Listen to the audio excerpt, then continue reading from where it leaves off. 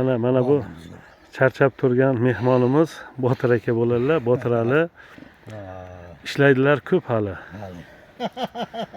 Mana Sanjar akamiz.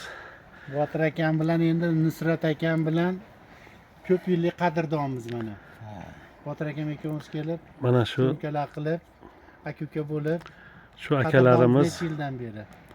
mening bog'im ko'rsatuvini mana tashkil qilganlar. Botir aka uzr, necha yil bo'lib qoldi mening bog'im ko'rsatuviga? 20 yildan oshib ketdi. Hozirgi prezidentimiz Mirziyoyev bosh vazirlik paytida o'zi tashabbusi bilan shu ko'rsatuv tashkil qilgan edi. Va hozirgacha mana nazoratda turadi. Shu ko'rsatuv qilib kelyapmiz. Qani endi sizga o'xshagan bog'bonlar Buxoro viloyatida ko'payaversa, biz kelib mana shunday tasvirga olib xalqimizga ko'rsatsak. Iloyim, duo qilib turing aka, respublikamizda ko'paysin. Mana Sanjar aka, sizdan ham bir taklif bo'lsin. Biz hamma takliflarga qo'shilamiz. Sizga o'xshagan samimiy insonlar ko'paysin, yaxshi bog'bonlar ko'paysin. Biz uni xalqqa ko'rsatishdan charchamaylik.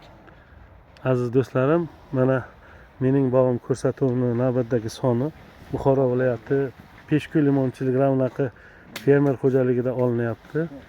Mana bu bizni limonzorlarimiz. Albatta mening bog'im ko'rsatuvini ko'ring va mening bog'imda qoling.